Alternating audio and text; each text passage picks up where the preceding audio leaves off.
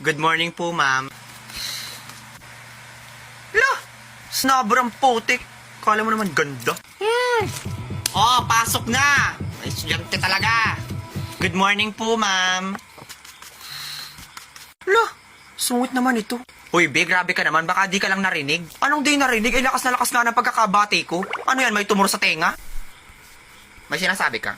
Ha? Ay, ma'am, wala kang sinasabi, ma'am. Ano lang, napansin ko lang po yung kapresya nyo today.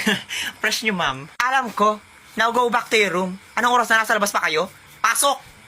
Diyos ko po talaga itong mga batang ito. Up, up, up, up! Good morning! Ay, good morning po. Naku, kung di ka pa talaga babatiin, di ka babati.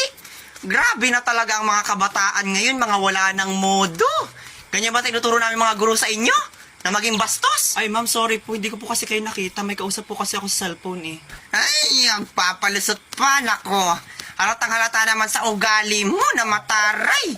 Tingnan mo nga yung mukha mo. Kapal na kapal lang make-up. Nako talaga kababaing tao. Tapos lahat ng estudyante dito kapag nakakikita ng guro hindi namamansin. Bakit? Ganyan ba ang nakikita nyo sa akin?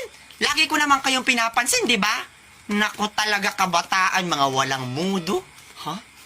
Ikaw nga yung vlogging hindi namamansin dito eh. Inggit ka lang eh kasi ang ganda ko. Eme.